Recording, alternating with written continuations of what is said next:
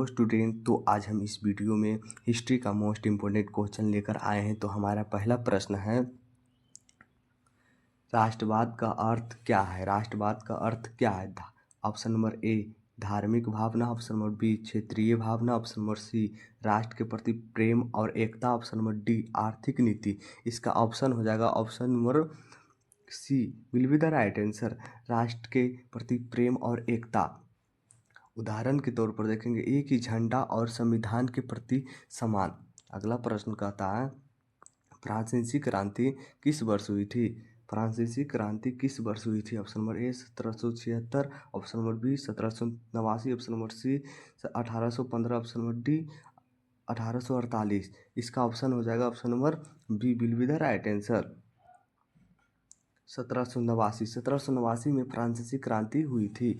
उदाहरण के तौर पर देखेंगे, इसी क्रांति से राष्ट्रवाद की भावना फैली थी।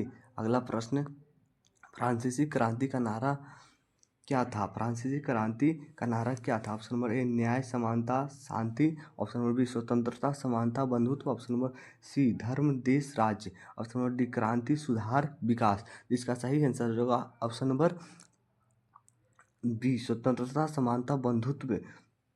स्वतंत्रता समानता बंधुत्व फ्रांसीसी क्रांति का नारा था। उदाहरण के तौर पर देखेंगे, यह नारा पूरे यूरोप में प्रसिद्ध हुआ था। अगला प्रश्न, नेपोलियन कोड किस वर्ष लागू हुआ? नेपोलियन कोड किस वर्ष लागू हुआ? Option number A 1780, option number B 1799, option number C 1804, option number D 1815। इसका ऑप्शन हो जाएगा option number C will be the right answer, 1804 में नेपोलियन कोड लागू हुआ था।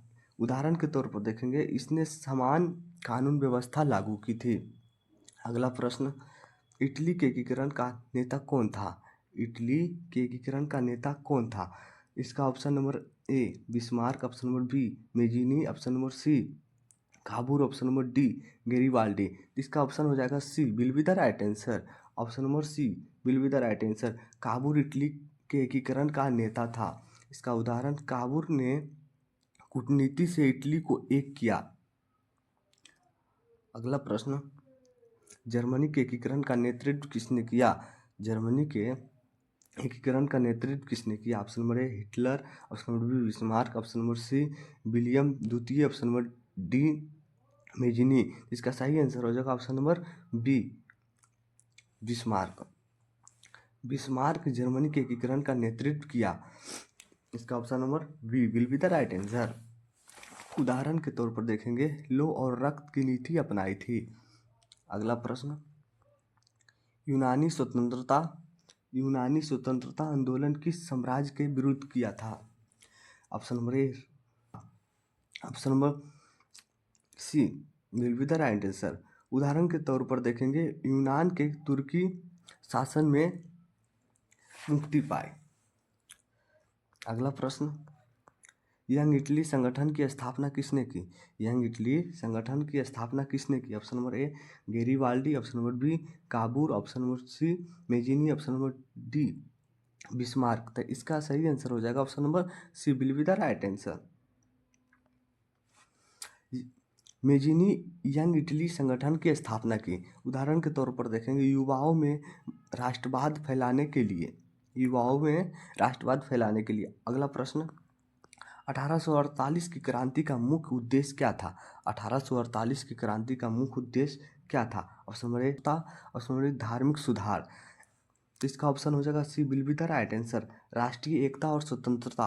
राष्ट्रीय एकता और स्वतंत्रता 1848 की क्रांति का मुख्य उद्देश्य था। उदाहरण के तौर पर कई देशों में संविधान की मांग हुई।